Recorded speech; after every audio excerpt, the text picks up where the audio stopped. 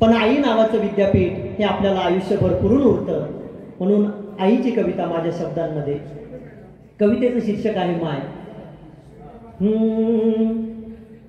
माय अमृताचा घडा, माय प्राजक्ताचा सडा, माय अमृताचा धडा, माय प्राजक्ताचा सडा, माय रोज शिकविते मला जीवनाचा धडा, माय रोज शिकविते असा संस्काराचा धडा, माय घरात भरते अशी आयुष्याची शाळा, माय जोडते मानस, माय पेरते जिव्हाळा, तिच्या भाबड्या मनाचा काय घ्यावा पडताळा, तिच्या भाबड्या मनाचा काय घ्यावा पडताळा, बाळ अंगाला जखमा तिच्या काळजाला तडा, तिच्या काळजाला तडा, माय अमृताचा धडा, माय प्राजक्ताचा सडा,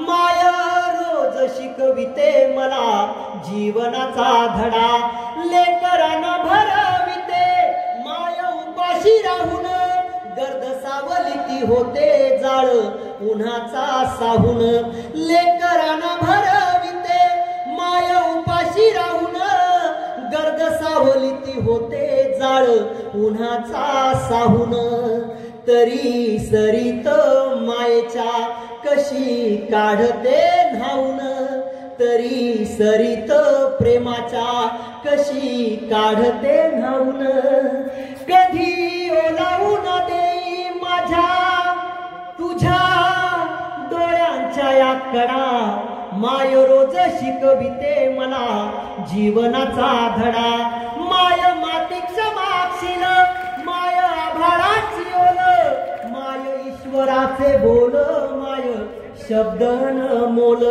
माय मातीक्ष मागशील माय आभाळाची ओल, माय ईश्वराचे बोल, माय शब्द न मोल, तीच आधार देऊन कशी सावरते तोल, तीच आधार होऊन जगी सावरते तोल, माया मायेचे हे सुख खडी साखरेचा खडा, माय रोज शिकविते मला जीवनाचा धडा.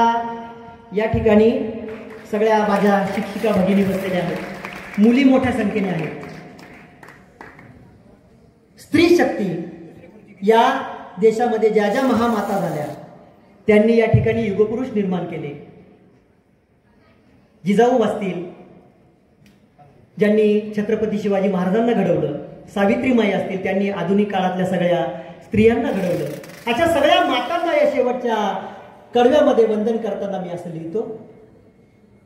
माया महदंबा मुक्ता बहिणाई जनाबाई, माया महदंबा मुक्ता बहिणाई जनाबाई, माय लक्ष्मीनी अहिल्या माय सावित्री रमाई, माय कल्पना सुनीता माय होय इंदिराई, माय कल्पना सुनीता माय होय इंदिराई, माय शिवाची जिजाऊ दे स्वराज्याचा लढा, माय शिवाची जिजाऊ दे अस्मितेचा लढा, माय अमृताचा घडा, माय प्राजक्ताचा सडा, माय रोज शिकविते मला जीवनाचा धडा, माय रोज शिकविते असा संस्काराचा धडा.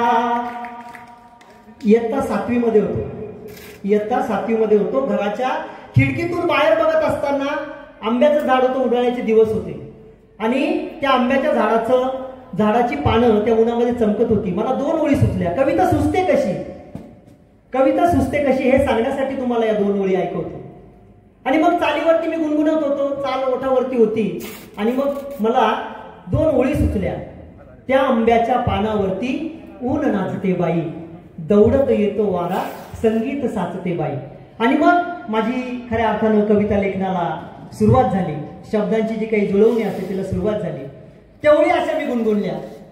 त्या आंब्याच्या पानावरती ऊन नाचते बाई, दौडत येतो वारा संगीत साचते बाई। त्या आंब्याच्या पानावरती ऊन नाचते बाई, दौडत येतो वारा संगीत साचते बाई। आहा कशी चमचम चमकू लागली पाने, नाद मधुर नाजूक से घुमवू लागली गाणे। शब्द उमटले सोनेरी ते मीच वाचते बाई, दौडत येतो वारा संगीत साचते बाई।